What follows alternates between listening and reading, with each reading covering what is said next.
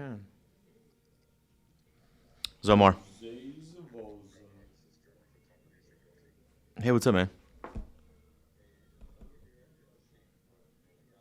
Yeah. No, there's a combo. There's a combo on the front door.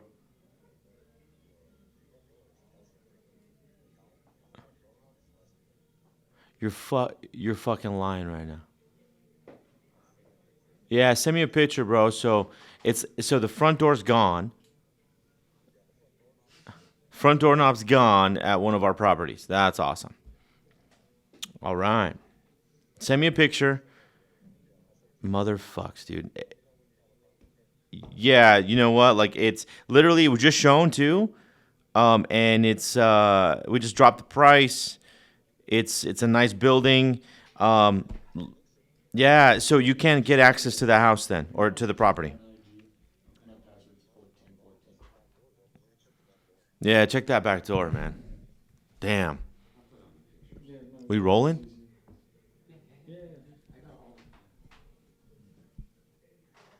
Damn. Back door's locked. So no, so the yeah. Send me the picture, man. Somebody must have. You know what they did? They probably did it last night, and they're probably gonna try to take the key out of that box with a sawzall, and then come back and then open up the deadbolt. Yeah. Yeah, but that's fucking crazy. Can you see anything in the windows? Because there's nobody's inside, right? All right. That's interesting. It must have just happened. Cool. Send me that picture, please, and then I'll get some of my guys over there right now. Yeah, no problem. Thank you. All right, bye. All right. One of our properties, that commercial building, got broken into. Yep. This is what they're doing. They broke the knob to take the lockbox. They're going to take it home. They're going to cut it. They're going to grab the key, come back, open it with the deadbolt, probably move in, and say that it's it's their property now. Welcome Fucking back guaranteed. to Expand Podcast, guys. Yeah, let's go. Oh, we're already rolling, so.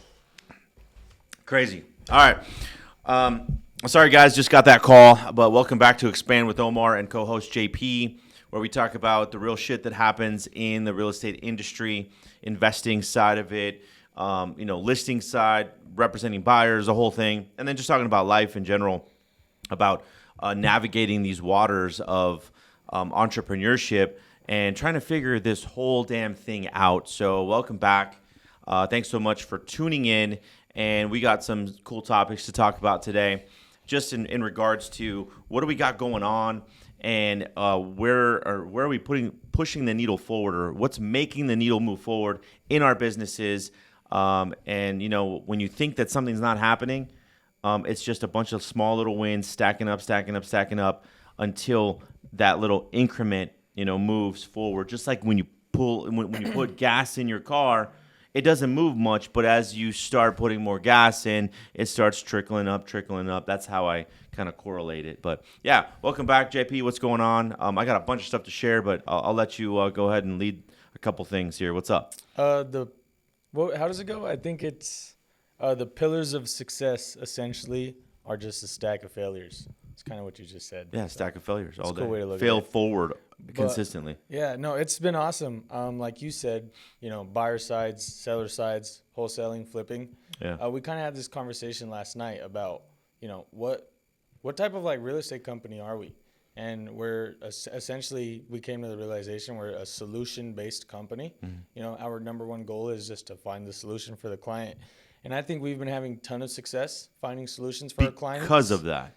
And it's been great, man. I think we're firing on all cylinders, and we're just getting started. So cool. It's cool to see. We're a real estate company, we're a wholesaling company, we're an investment company, we're a flipping company, we're creative financing kind of company. So we're also education based, educational side as well, teaching everyone, helping them establish their mark in their investment side. But at the same time, it's what we talked about last night, and it's we're a real estate solution-based investment company. And because guess what?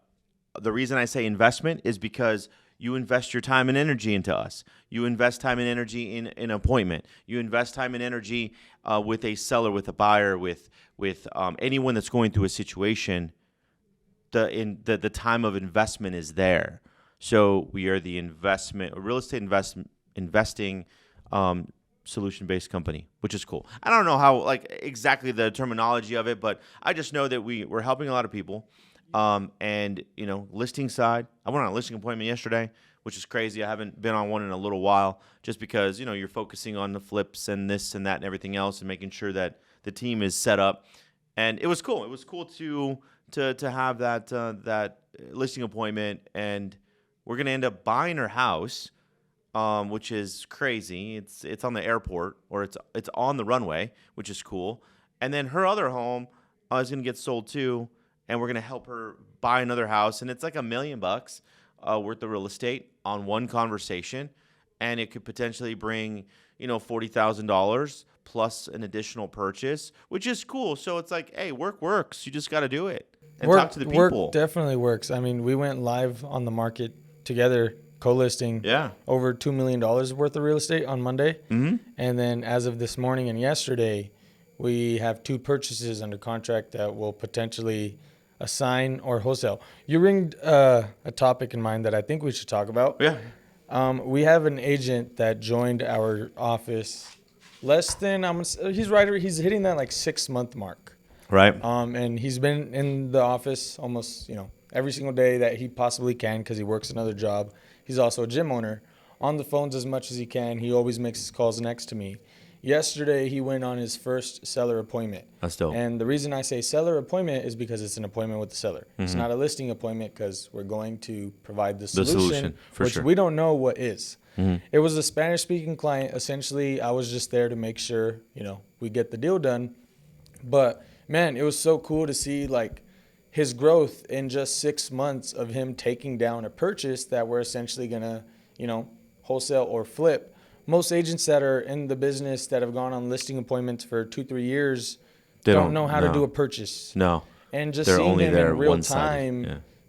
in real time, explain the purchase side, explain the listing side, what we're going to do, why we're the best team to help them. It was just really, really cool to see, because, essentially it's like a reflection of our team that I got to see in third person. So, and he's only 6 months in, and he took a purchase down. 6 months in, ladies and gentlemen. 6 months in as a real estate agent that has a part-time job, and he's not doing this full-time. And he had the courage to go and do it by himself in Spanish, with you looking over his shoulder, which is really dope. Because it reminds me of when you used to go on listing appointments with me, mm-hmm. and I said listing appointment because that's what we initially went on, and then we would bring out the one-page contract to try to buy the property, providing that solution was there based on their situation. So this is cool to see that you now have someone that you're kind of helping and guiding along that way, which is dope. And we're probably going to get that contract signed. You guys are going to get that contract signed, and then we're going to be able to help somebody else. Yeah, cool. No, it was it's like a domino effect, right? I mean, I would literally set listing appointments, and I didn't know what to do at all on the listing appointment. I'd come to your office and be like, hey, let's go. We have an appointment later on this week. Yeah. And, me and O would co-list together, and I essentially just wanted to go through that process in real time. So I think where I'm getting at is, for those people that are licensed, that are working on teams and offices, what type of training and value are you really receiving? Because, you can, get taught market updates and how to fill out contracts and how to, run little marketing campaigns. Right. But how much are you working on, the real needed skills to be able to help people on the communication side, the emotional side, everything? There's so much that goes into a real estate transaction, and I see it in real time. That it's not just that cookie cutter training that's thrown out there and looks good, essentially. So, good point, because anytime that I deliver any type of message to you guys and the team, it's serious education that people pay for. Okay, you guys in essence get it for free. It's up to you what you do with that information. Mm-hmm. I'm sorry, there isn't many people in the real estate space as brokers and stuff. They don't teach you what they've done. They don't. I'm sorry. You can go to anybody that's and I don't want to name names, but for the most part, most brokers do not tell you how they made it. They don't tell you what's going on. They don't tell you how to buy a house. They don't walk you through a process to learn how to become a better buyer's agent, listing agent, investor, creative finance person, literally helping you put more tools in your tool belt. They don't do that. Why? There's another side of that. They'll never also share their failures along the No, journey. fuck no, they don't. No, I want to see some other broker say they lost a fucking $100K on a property. Please, because then I want to see that front and center. I want to see that people talk about that they bought a damn house that they shouldn't have bought and flipped it, and they wanted to get out of it. This is the problem with most investors, is that they don't want to share the losses, but sometimes you got to take the loss to gain the bigger freaking wins later. Because that loss, oh no, I'm too egotistical to say that I lost something, and you know, guess what? That $40,000, $50,000, $60,000 loss is creating more of a loss if you don't just take the W or take the L right now. I made the decision to take the L immediately, because if I would have wrote it out, I would have lost another $40,000. I think what's more important to point out, though, is like the fact that you were willing to share that, so you are able to prevent other people from making the same mistakes. Yeah, you know, you essentially made the best chess move you possibly could have done, but I think that's what we're getting at, is like, you know, how you're essentially your mentor, your leader, your broker, or the person that you're working alongside. How transparent is he with you? You know, how much of an impact are they really making on your business? True. How much are they really working on you achieve your own personal goals? Me and you just had a conversation this past week where I told you, like, hey, I need to buy a door every single year. You know, and we even had a conversation to where we could, you know, come up with something for me to buy the deals that come to our team's table. And I think that's very important, you know, for people to just kind of reflect on a little bit. Like, okay, you know, I'm sitting here in this office. What is it really, really doing for me? Is it making me look good now for Instagram, or is it creating wealth for my family in the next 10 to 15 years? It's creating wealth in your family for the next 10 to 15 years, but it's also creating your knowledge right now that you can never delete from your brain. Okay, so let's call it 5 years from now, you're learning all this stuff right now from the examples that I'm like going through, right? The shit that happens every day. You're learning this stuff right now at an early age and early in your career, that when you're faced with these decisions, you know that, hey, I remember, oh, don't do it like this because O said this or that or whatever. You got to go through your own process, right? But at least you're seeing the examples of what's happening, right? That's going to end up repaying you tenfold because you're learning it right now. But this is the thing where it's a good segue, because how important was it for delayed gratification for you to be in an office, right? And other people saying certain things about like, hey, dude, you can do it yourself or this or that and anything else, because obviously it takes a certain courage. It takes a certain type of mindset to get through the bullshit of other people thinking what's better for you than you yourself. That's a whole different conversation. That's a whole different conversation, right? But guess what? Because you put the work in and the dedication and the time and all of the naysayers that came in and out of this office, literally, and they had the same opportunity, but they didn't know what to do with it. And guess what you're doing with it? And guess who's pouring more into you because you're meeting me at the 50-yard line? Yeah. That's something that I will share with you. If you meet someone on the 50-yard line, they will meet you there too. Don't expect someone like us to go meet you at the 70-yard line and you're only coming 30 yards in. I'm sorry, it doesn't happen that way.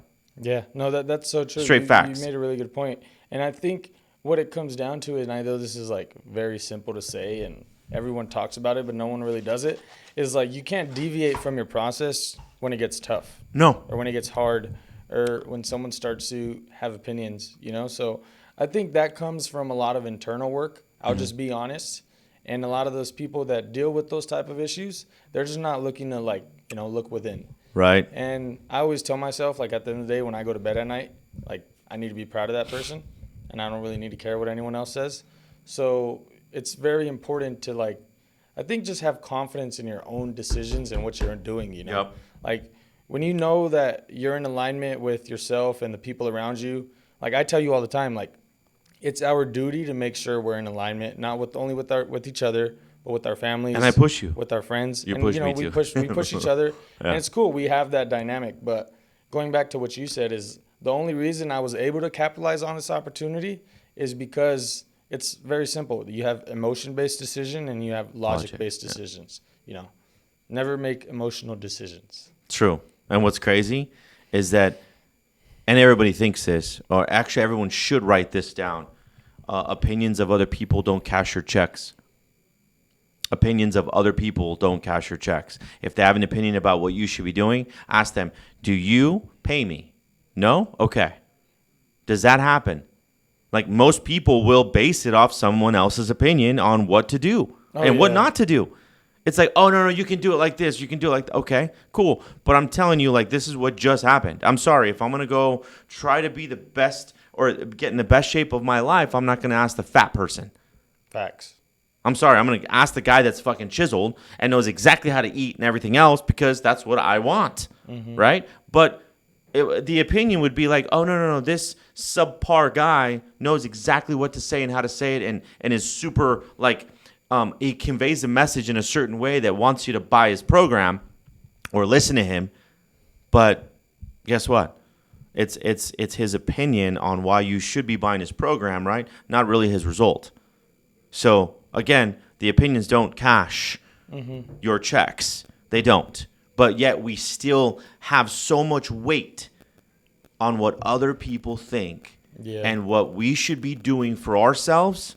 This is where it's at. This is why we talk about everything, man. We talk about that. We talk about our real estate stuff. And yes, everybody wants to hear more about the real estate shit because that's what we do every day. But guess what? We have to know. You think it's easy?